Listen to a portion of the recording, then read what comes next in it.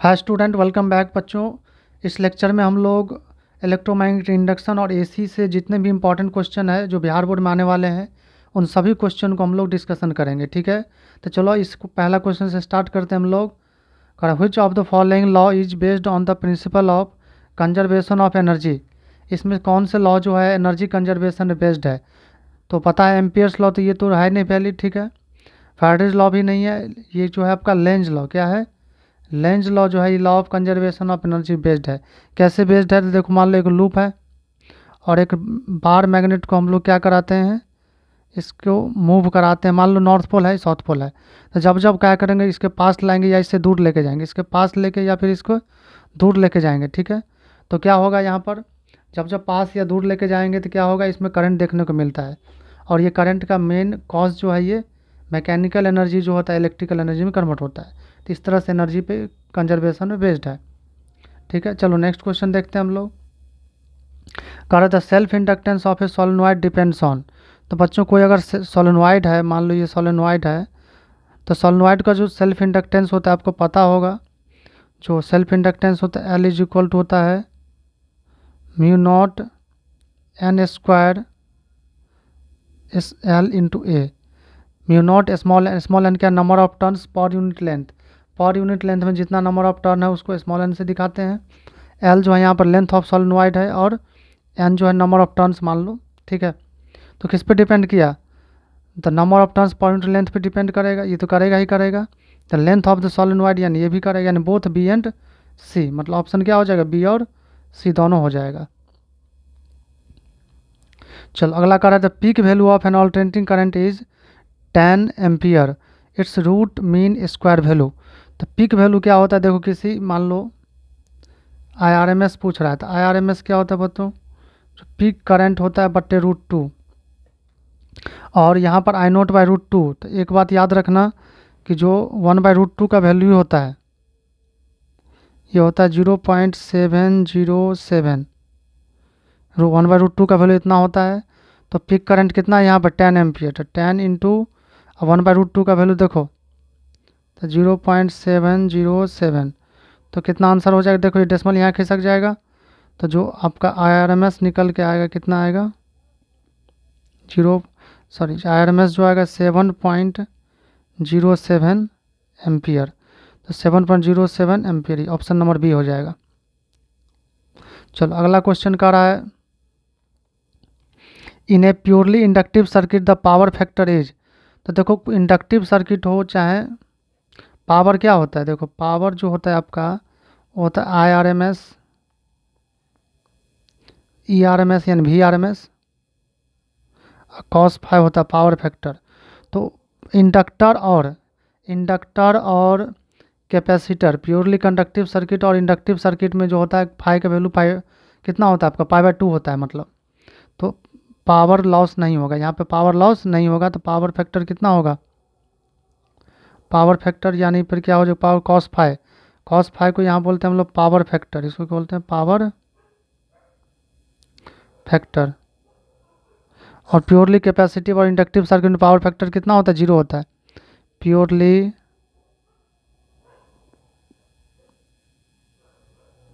Capacitive circuit and inductive circuit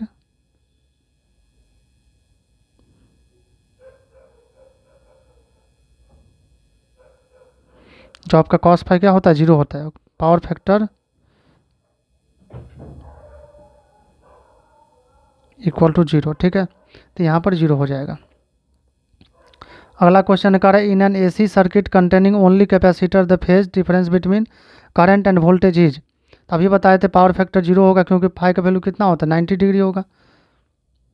ठीक है, कर in resonance condition the frequency of LC circuit. तो जब रेजोनेंस होता है बच्चों तो वहाँ पर होता है, याद रखना कि यहाँ रेजोनेंस जब होगा तो क्या होगा, एक्सएल बराबर एक्सी होता है, XL equal to XC. XL का मतलब क्या होता है, ओमेगा एल, इसको बोलते हैं हम लोग ये इंडक्टिव रिएक्टेंस है, इसको बोलते हैं कैपेसिटिव रिएक्टेंस। तो ओमेगा एल और ये हो जाएगा 1/ω c। ठीक है, तो यहाँ पर ओमेगा स्क्वायर करो तो यहाँ पर ओमेगा इंटू ओमेगा क्या हो जाएगा, ओमेगा स्क्वायर, और एल को इधर ले आते हैं तो 1/LC। ठीक है, तो ओमेगा इक्वल टू कितना, 1/√LC। तो एंगुलर फ्रीक्वेंसी इतना होता है, लेकिन यहाँ पर क्या पूछ रहे हैं, फ्रीक्वेंसी। तो बच्चों आपको पता है ओमेगा इक्वल टू कितना होता है, 2πf। तो फ्रीक्वेंसी निकालेंगे तो क्या, ओमेगा/2π यानी 1/2π।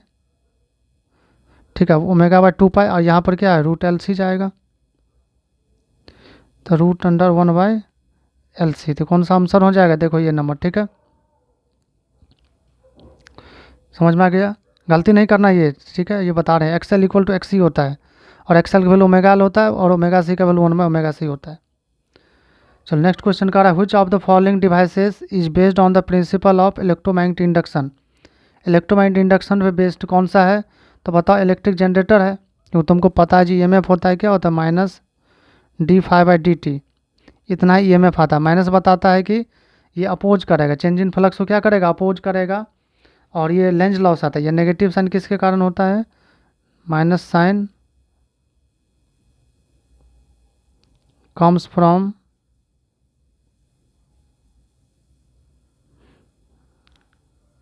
Length law. ठीक है, तो अगला कर power factor in series LCR circuit is. तो पावर फैक्टर कितना होगा सीरीज LCR सर्किट में। ठीक है, तो पावर फैक्टर कितना होगा सीरीज LCR सर्किट में, ये होगा R/Z। ठीक है, R/Z कैसे, तो देखो यहाँ पर जो है आपका, हम लोग बनाते हैं नेट जो है, तो Z इधर होता है। ठीक है, ये क्या होता है आपका Z, और ये क्या होता है आपका रेजिस्टेंस। तो ये मान लो फाई, तो पावर फैक्टर क्या होगा, cos फाई इक्वल टू क्या लिखोगे, बोलो। तो R/, क्या हो जाएगा यहाँ बेस, इसको बेस मान लो, इसको बेस मान लो, तो ये पर में हाइपोटेनस हो जाएगा। तो बेस बाय हाइपोटेनस यानी क्या हो जाएगा, R/Z हो जाएगा इस तरह से। ठीक है, चलो अगला क्वेश्चन है, कर which of the following relation is correct for power factor. तो पावर फैक्टर क्या होगा, देखो, तो the average power into apparent average power, क्या क्या है। चलो अगला क्वेश्चन कर रहा है, in LCR circuit to produce resonance. Resonance के लिए अभी बताएं बच्चों कंडीशन कि क्या होना चाहिए, XL इक्वल टू क्या होना चाहिए, XC होना चाहिए। तो ओमेगा L इक्वल टू 1/ओमेगा से अभी बताए हैं, तो B नंबर हो जाएगा। कर कैपेसिटिव रिएक्टेंस इज, तो कैपेसिटिव रिएक्टेंस क्या होता है, XC होता है, तो इसका वैल्यू होता है 1/ओमेगा C। तो ये हो जाएगा ऑप्शन D। कर इन AC circuit frequency, AC circuit frequency does not depend upon impedance. Frequency Z पे डिपेंड नहीं करता है, फ्रीक्वेंसी इंक्रीजेज विथ इम्पीडेंस। ठीक है, फ्रीक्वेंसी इंक्रीजेज विथ इम्पीडेंस। तो ये देखो यहाँ पर जब डिपेंड ही नहीं करता, तो ये तो ऐसे ही गलत हो जाएगा। ठीक है, frequency is inversely proportional impedance, ये सब तो रिलेशन ही है, डिपेंड ही नहीं करता फ्रीक्वेंसी। ठीक है, तो फ्रीक्वेंसी होता है ओमेगा इक्वल टू 2πf। इसको Z से इम्पीडेंस से कोई लेना देना। अच्छा एक सेकेंड, यहाँ पे इन AC सर्किट में जो है, हाँ ठीक है ये वाला,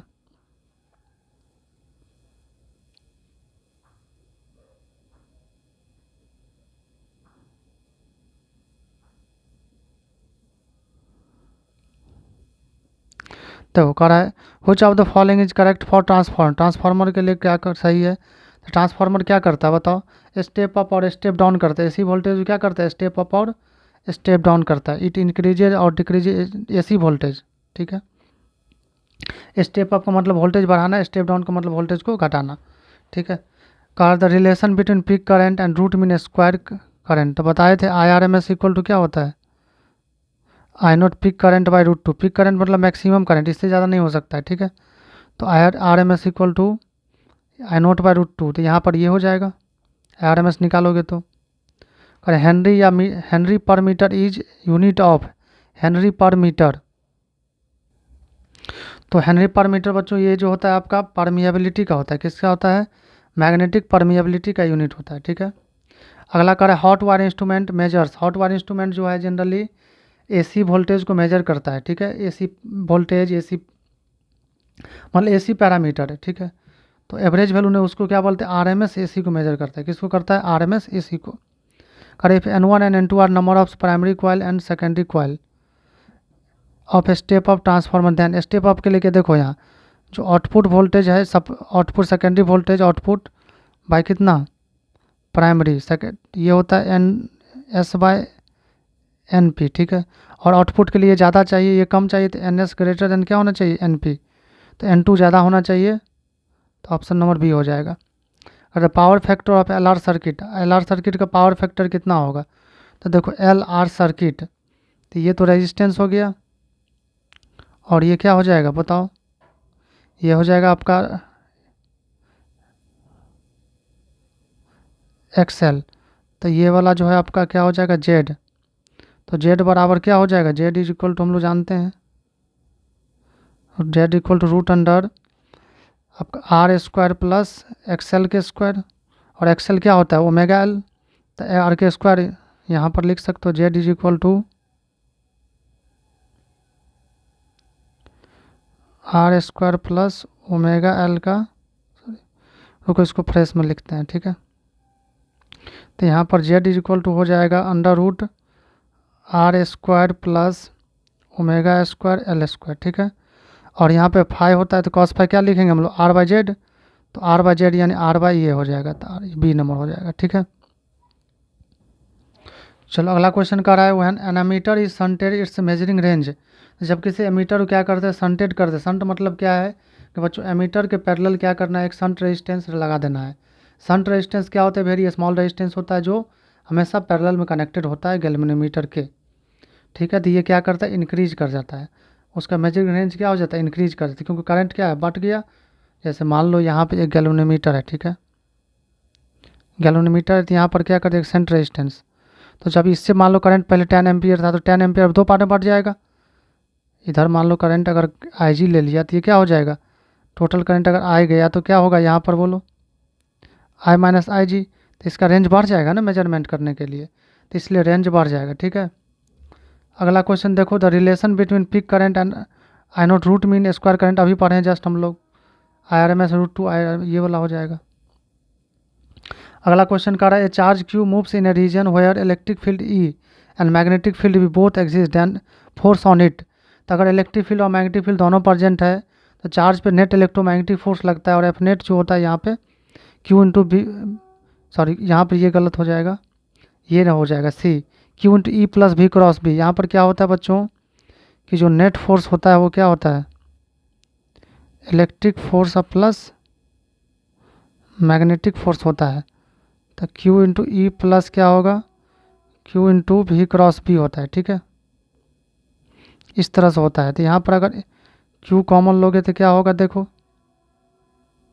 E प्लस क्या होगा V क्रॉस B होता है इस तरह से, ठीक है। तो अगला क्वेश्चन देखो करे circular coil of radius R carries a current I, the magnetic field at its centre is B, at what distance from the centre और the axis of the coil the magnetic field will be B/8। तो देखो magnetic field centre पे कितना होता है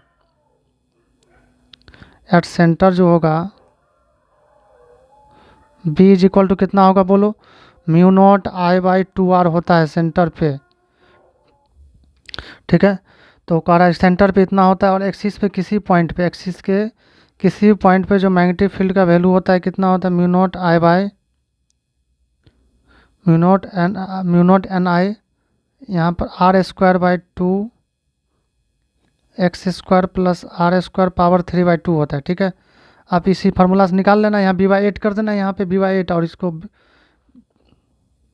magnetic field ये होता है तो यहाँ B/8 कर देना और म्यू नॉट I कितना 2R को क्या कर देना यहाँ पे आ जाएगा, ये जैसे पुट करो तो x के वैल्यू निकालना है तो निकल जाएगा, आराम से निकाल लेना, तुम लोग फार्मूला बता चुके हैं। तो unit of 1/L omega, unit of 1/L omega, तो देखो इसका यूनिट क्या होगा देखो तो 1/L ओमेगा, तो L इक्वल टू कितना होगा यहाँ पे L का जो होगा, तो देखो यहाँ पर थोड़ा सा दिमाग लगाना है कि XL क्या पढ़े हम लोग omega L, XL equal to omega L omega, तो ये क्या होता है तो हेनरी होता है, हेनरी यानी ओम, सोचो यहाँ पर देखो हेनरी नहीं वो तो दूसरा का होता है, हेनरी तो उसका होता है किसका होगा हेनरी जो होता है सेल्फ इंडक्टेंस और म्यूचुअल इंडक्टेंस का होता है, इससे क्या हो जाएगा आपका ओम हो जाएगा। तो रेजिस्टेंस का जो होगा वही इसका होगा, यानी आर का होगा, ठीक है। और एल ओमेगा का जो यूनिट होगा वही इसका होगा, 1/एल ओमेगा है ना यहाँ पे, तो इसका उल्टा हो जाएगा, ठीक है। तो केवल आर यूनिट ऑफ 1/एल ओमेगा है, सॉरी यहाँ पे क्या है 1/ओमेगा है, तो यहाँ पर ये गलत हो जाएगा, ओम इनवर्स होगा ना यहाँ पे, तो ये भी नहीं होगा, ये भी नहीं होगा, डी नंबर होगा, नन ऑफ दिस।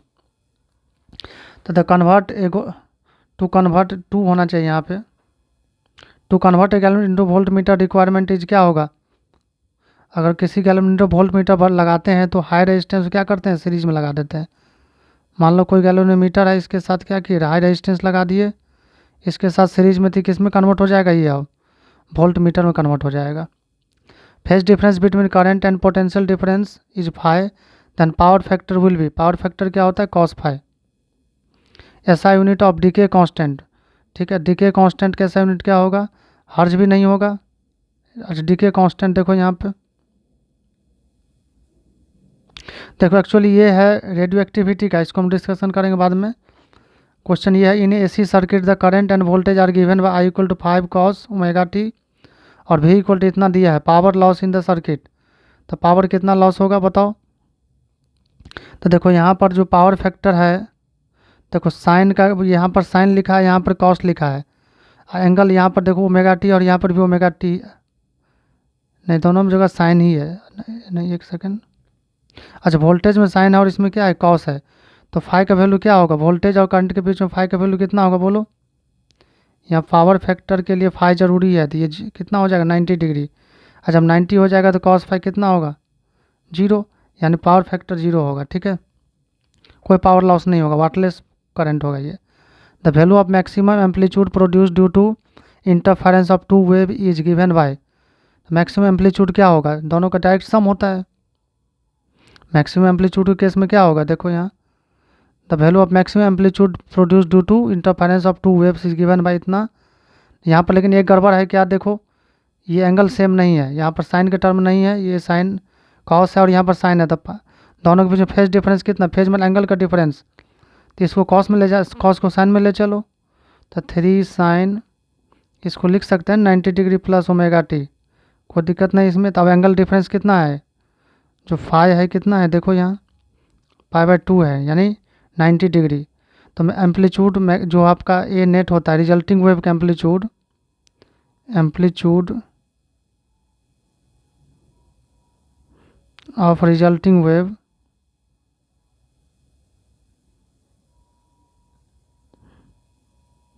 इस क्या होगा, ए इक्वल टू होता है √A1² प्लस A2² और प्लस होता है 2A1A2 कॉस फाई, तो ये कॉस फाई 0 हो जाएगा, कॉस फाई तो सीधे हो जाएगा कितना A1² मीन्स 4 और प्लस क्या हो जाएगा 3 तो बच्चों कितना हो जाएगा ये 5 हो जाएगा, 16 + 9 25 का स्क्वायर रूट 5 हो जाएगा, तो 5 लगा दो। अगला करें phase difference phi is related to path difference, तो तुमको पता है देखो एक ट्रिक भी बताए थे कि अगर फाई लिखना है, फेज डिफरेंस लिखना है तो ऊपर क्या चाहिए बोलो 2π/ कितना पाथ डिफरेंस के लिए 2π/ लैम्डा इंटू पाथ डिफरेंस, यानी जिस जो यहाँ लिखेंगे एंगल लिखेंगे तो एंगल चाहिए, अगर डेल्टा चाहिए तो डेल्टा ऊपर लिखना लैम्डा। तो कौन सा रिलेशन है, तो देखो यहाँ फाई सब में मल्टीप्लाइड है, इसका मतलब क्या है delta equal to phi λ/2π, phi λ/, तो यहाँ पर देखो λ5/2π, λ5 ऑप्शन नंबर सी हो जाएगा, ठीक है।